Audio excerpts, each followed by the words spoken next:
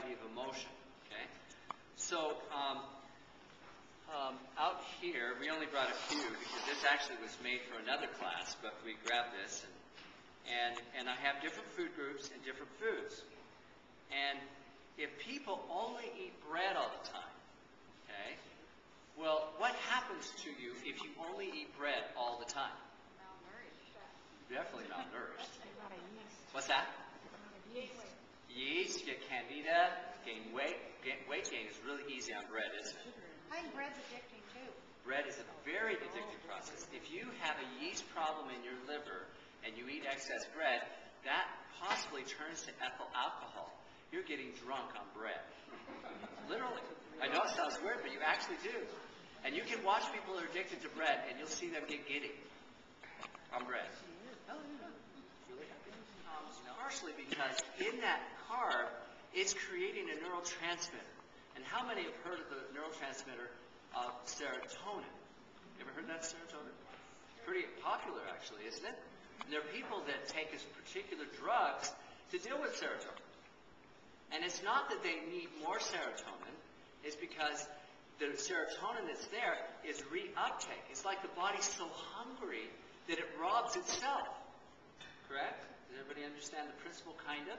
As here is an axon and a dendrite, and the serotonin comes out, and before it has a chance to go to the next neuron, it gets sucked right up. Because it's like in that cycle, but this is at the neuron level, okay? Well, serotonin comes from carbs, you know? Now, there's some famous foods that do more than the others, and yeah, it makes you happy, and you need carbs. It does make you happy. But in an addictive cycle, that means I'm getting happy from a substance or a behavior or a food. Well, that's okay for a while, but then my human experience is what? What happens to my human experience with people? If someone makes me sad or angry, instead of dealing with that person, right, I've got to go eat something or smoke something or other behaviors, and I don't care what the addiction is, and it could be any addiction. You're avoiding life, and then you create a cycle that's very painful. On the other hand, if suddenly I have an issue on the emotional side, even if I can't talk to that person, if I could meditate, because some people, if you talk to, they won't accept it, right? You know, that's happened to me. I remember in business, one of the most obvious things, there was a man that embezzled money from my business. So I called him. And I will work it out. He got more angry. How could you? How could I? You're the one that took the money. And he's trying to take, he took my truck too, but I got that back.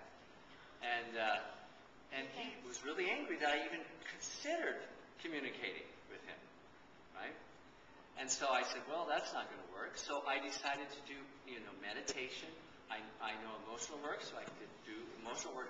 Why I had to deal with it. At least I dealt with it. Or I could do it the other way. Go frantic or whatever. Now, when I go frantic dealing with an emotional issue, and if I do it with food, it stores that food with that emotion. So if I'm afraid and I eat a really, I drink pineapple juice every time I'm afraid, just using that as an example. That means if I do it enough times, every time over here I'm happy and I'm drinking pineapple juice, what does it remind my brain of? Pain. And then all of a sudden later, I say, oh, that pineapple juice doesn't feel good anymore. Maybe I'm not digesting it, right? Has anybody ever said that is wrong? But other times it's because of an emotional-based issue that could come from an addiction or an emotional time frame. Now, for years I've dealt with that. For years I've helped people look at, if they don't digest something, is it an enzyme? So I actually can energize per enzyme. I'm an enzyme nutritionist. Or I can do it for emotion, or I can teach them to do an affirmation and meditation. Yeah, you were going to